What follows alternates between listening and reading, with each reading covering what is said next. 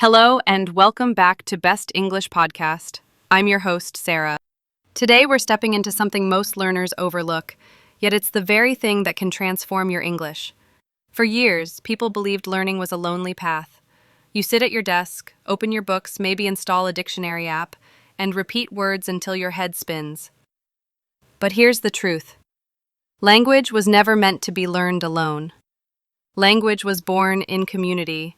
It grew from people telling stories, laughing together, solving problems together. Think about it. A child doesn't learn by memorizing flashcards. They learn because they hear mom and dad, neighbors, friends. They hear mistakes, corrections, jokes, emotions. Every word is tied to life. That's why it sticks. But here's the catch. Most adult learners forget this. They go back to lists, apps, grammar drills. They wonder, why can't I remember? The problem is not your memory. The problem is isolation. Your brain craves connection. It needs the push, the spark, the little corrections that only happen when real people are around. Yet, there's good news. We live in a time where community isn't limited to geography. You don't need to be in London or New York to be surrounded by English. Online communities, forums, language partners, even comment sections, they're all alive with real conversations. And when you step into them, learning changes. Words stop being words on a page and start becoming part of you. But here's something most learners miss. Not every community builds you up. Some waste your time, others overwhelm you. So the real question becomes, how do you find the right kind of community? How do you step into spaces that actually accelerate your growth without drowning in noise? That's where we're headed. And as we move forward, stay with me, because the path you've been searching for might be closer than you think. Let's go deeper. Imagine this. You're studying alone. You open your notebook, write down 20 new words, repeat them out loud, and feel productive. But the next day, they're gone. It feels like chasing shadows. Now, picture a different scene. You're in an online group, maybe a small language forum or a WhatsApp circle. Someone writes, "Yesterday I cooked pasta, but I burned it completely." And suddenly, you see the word burned in action. Not in a dictionary, but in real life, with a real story. You laugh, maybe you reply, "Don't worry, I always burn my pasta too." That one exchange does more for your memory than an entire page of lists. Why? Because the brain remembers emotion, connection, and story. It forgets what feels empty. When you connect a word to a person, to a laugh, to a shared mistake, it becomes unforgettable. But here's the challenge. Many learners are afraid to step into communities. They think, what if I make mistakes? What if people judge me? And that fear locks them out of the fastest path to fluency. Yet the reality is, mistakes are not your enemy. They are the bridge. Every time you use the wrong tense, every time someone corrects your pronunciation, every time you get feedback, your brain rewires. It's painful for a second, but permanent for a lifetime. Still, not all communities are equal. Some are filled with noise, people sharing random memes, no real learning. Others are so strict that you feel silenced. The secret lies in finding communities where mistakes are safe, where participation is encouraged, where your voice matters even when your grammar is broken. Because here's the truth. Fluency doesn't grow in silence. It grows in the messy, imperfect, beautiful chaos of interaction. And once you taste that power, you'll never want to go back to studying alone again. Let's keep building this journey together. When you learn alone, your mistakes stay invisible. You read, you write, you even speak to yourself, but no one is there to say, "That word doesn't quite fit," or "Try saying it this way instead." And so the mistake gets repeated, again and again, until it becomes permanent. But inside a community, something different happens. Imagine you write, "Yesterday I go to the market." Within minutes, a friend replies, "Close! You should say, 'Yesterday I went to the market.'" One tiny correction, but it changes everything. You see it, you hear it, you practice it, and suddenly the correct form feels natural. Now here's the surprising part. Research shows that feedback given in a social setting is more powerful than feedback from a book or even an app. Why? Because it's tied to human connection. You don't just remember the rule, you remember the person who corrected you, the conversation you were having, maybe even the joke that followed. And that context locks the lesson into long-term memory. Yet there's a twist. Too much correction can feel heavy. Some learners shut down if every sentence gets picked apart. That's why the best communities don't just correct, they encourage.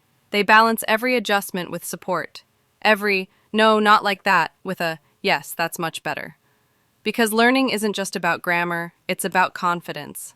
And confidence grows when you know someone is guiding you, not judging you. But here's the catch. Without feedback, growth slows to a crawl. With feedback, progress accelerates like a rocket. The difference is night and day. And once you experience that rhythm, making mistakes, being corrected, trying again, you'll realize mistakes aren't walls, they're doors. Language is never just words. It's identity. It's the feeling of being understood, of being part of something bigger than yourself. And when you join an online community to learn English, something powerful happens. You stop feeling like a student, and you start feeling like a member. Think about it. Alone, studying can feel mechanical. Flashcards, grammar rules, endless repetition. But the moment you share a thought with others, maybe a comment in a group, maybe a voice note in a chat, you're no longer just learning English. You're living it. You're weaving your voice into a shared space. But here's the fascinating part. Humans are wired to seek belonging. Psychologists call it the social glue of motivation. When you feel you belong, your brain produces chemicals that make effort enjoyable. Suddenly, learning doesn't feel like homework anymore. It feels like hanging out with friends. And yet, there's a hidden danger. If the group feels too advanced, you might shrink back, thinking, I don't belong here. If it feels too negative, every comment might discourage you. That's why choosing the right community matters just as much as joining one at all. The right group doesn't just give you practice, it gives you identity. It says, you belong here, you're one of us. And that's the moment transformation begins. Because when learning becomes part of who you are, not just what you do, it sticks. You no longer wake up asking, should I practice today? You wake up knowing, this is what we do, this is who I am. And from that point on, every word you learn, every sentence you write, every joke you share, builds not just skill, but self. Let's talk about something that textbooks can never give you, friendship. When you step into an online English community, at first it feels practical. You join to practice, to get feedback, to ask questions. But slowly, something unexpected happens. You meet people. Not just learners, not just strangers on the internet, but real connections. And here's the beautiful part. Those connections become fuel. Think about it. When you have a friend waiting for your message, or a partner ready to practice with you, studying no longer feels like a task. It becomes a conversation, a routine, a bond. But let's be honest, not every friendship pushes you forward. Sometimes you meet people who only want to chat in their own language, or who disappear after a week. That can leave you feeling stuck, maybe even disappointed. Yet, when you find the right ones, friends who encourage you, challenge you, laugh with you when you make mistakes, something magical happens. You stop worrying about practice time, because practice is happening all the time. And here's the catch. Motivation borrowed from friends is stronger than motivation you try to create alone. If you don't show up, you're not just letting yourself down, you're letting someone else down. That little bit of accountability is often the difference between giving up and staying consistent. Over time, these friendships weave into your identity as a learner. they become the reason you open that app again, the reason you join the call, the reason you keep showing up, long after the initial excitement has faded. And in that moment, learning English stops being a subject you study and turns into a life you share. That shift is what keeps people going, even when grammar feels heavy or progress feels slow. Have you ever noticed how a simple challenge can push you further than hours of studying alone? Inside online English communities, friendly competition is everywhere. Maybe it's a vocabulary challenge. Who can use the new word in the most creative sentence? Maybe it's a streak contest. Who can keep practicing every single day without breaking the chain? Or maybe it's just two friends racing to finish a short story in English before the weekend. And here's the interesting part. Your brain loves these challenges. They add urgency, a spark of adrenaline, a sense of play. Suddenly, you're not just memorizing words, you're chasing a goal. And goals, even small ones, light up the part of the brain that makes learning stick. But here's the catch. Competition can also turn toxic. If you start comparing yourself harshly, or if you let losing once make you feel like a failure, that's the danger zone many learners fall into. Yet when competition is framed as fun, as encouragement, as a way to celebrate progress instead of measure perfection, it transforms. Think about this. You learn 10 new phrases this week. Your friend learns 12. Do you feel defeated? Or do you feel inspired to push a little further next time? The answer depends not on the numbers, but on the attitude. And in the right community, that attitude is contagious. Slowly, you realize something powerful. Competition is not about beating someone else. It's about beating the old version of yourself. Together, with others cheering you on. And that is why so many learners who join communities suddenly see progress they never achieved alone. It's not magic. It's motivation, shared, multiplied, and made fun. Imagine this. You post a short voice note in an online English group. Just 30 seconds, your attempt at describing your day. Within minutes, someone replies, "Great job, but watch the pronunciation of comfortable. It's not comfortable, it's comfortable." That moment, so small, so quick, can change the way you speak forever. Because here's the truth. Without feedback, mistakes don't disappear. They multiply. You repeat them again and again until they become habits that feel impossible to fix. But here's the good news. In communities, you don't wait weeks for a teacher's correction. You don't stay trapped, wondering if you said it right. Instead, you get instant mirrors. Dozens of ears and eyes ready to show you what you missed, and more importantly, how to improve. Yet, feedback is a double-edged sword. If it's given harshly, without kindness, it can crush confidence. That's why the best communities protect a culture of constructive help. They teach members not just what's wrong, but what's right, and how to move forward. Think about this. Your grammar may be shaky, but your idea was clear. A good friend points out the error while celebrating the clarity. Suddenly, instead of embarrassment, you feel motivation. You feel safe enough to try again. And that safety is everything, because when learners feel safe, they risk more, they experiment more, they practice out loud without fear. That's when growth accelerates. So, feedback isn't just correction, it's connection. It's a reminder that you're not alone in the struggle, and that every mistake can become a stepping stone, if you let others guide you with care. Here's something we often forget. Language is not just vocabulary, not just grammar, not even just pronunciation. At its heart, language is connection. It's the bridge between one human being and another. In online communities, something powerful happens. You begin by practicing, maybe a short text, maybe a voice note. But slowly, those small exchanges turn into friendships. Suddenly, the person correcting your verb tense is the same person asking how your day was or cheering for you before a big test. And this is where learning transforms. Because when words carry emotion, when they are linked to laughter, encouragement, or even late-night conversations, you stop studying English as a subject. You start living it as a relationship. Think of it like this. Reading a dictionary gives you information, But chatting with a friend in English gives you meaning. And meaning is what sticks. Meaning is what your brain holds on to when everything else fades. But here's the challenge. Many learners stay on the surface.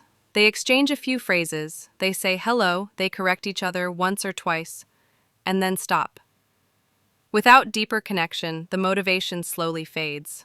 The group feels empty, and practice becomes mechanical. Yet when you invest in people, when you celebrate their progress, when you ask real questions, when you share your own struggles, suddenly English becomes more than study. It becomes part of your identity, part of your story. And that story is what keeps you going when the grammar feels heavy, when the vocabulary feels endless. You're no longer just learning English. You're building bonds that carry you through the hardest moments.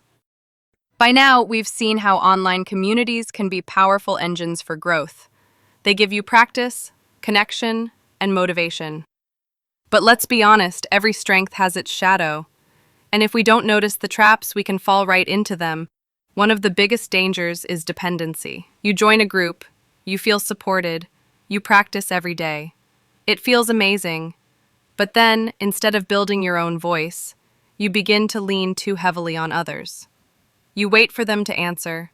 You wait for them to correct you. You wait for them to push you. And little by little, your independence weakens. Another trap is misinformation. Not everyone in these communities is an expert. Sometimes you'll see grammar rules explained the wrong way, or vocabulary taught with half-truths. And if you're not careful, you might carry mistakes with you for months, or even years. There's also the risk of surface interaction. It's easy to say hi, good morning, how are you every day, but if you never go deeper, the learning doesn't grow.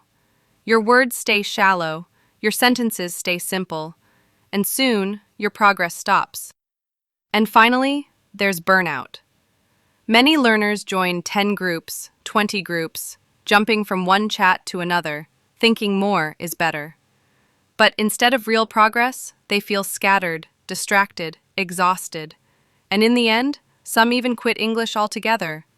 But here's the truth. Every trap has a way out. Dependency can be balanced with self-practice. Misinformation can be fixed with trusted sources. Surface talk can be deepened with courage. Burnout can be avoided with focus. And when you learn how to step over these traps, that's when online communities stop being just places to chat. They become real tools, sharp, effective, and life-changing. We've walked together through this journey, from the power of connection to the risks to the hidden traps. And now it's time to bring it all together. Because here's the thing. Joining an online community is not just about chatting or practicing a few phrases. It's about building an environment where English is alive, where it breathes, grows, and becomes part of who you are. Think of it this way. Vocabulary lists give you words, textbooks give you structure, but communities give you life. They give you stories, emotions, challenges, and victories, and the brain doesn't forget life. It remembers it, holds it, and makes it a part of you. But here's the challenge. If you just sit silently in the group, waiting, watching, copying, nothing changes. Transformation happens when you take that one step forward, when you ask a question, when you share a thought, when you help someone else. That's when the language becomes yours. And yes, there will be mistakes. People might correct you, or sometimes misunderstand you. But every mistake is a spark, proof that you're not standing still, proof that you're moving. And in language learning, movement is everything. So what's the final secret? Don't treat online communities as a side activity. Treat them as your practice field, your gym, your playground. Show up, engage, risk, laugh, fail, and try again. Because in that cycle, you don't just learn English, you live it. And if this journey has inspired you, even in a small way, remember your support matters. A like, a subscribe, or sharing this episode with someone who's learning English could be the exact push they need to keep going. This is Sarah, and I'll see you inside the next conversation you dare to have.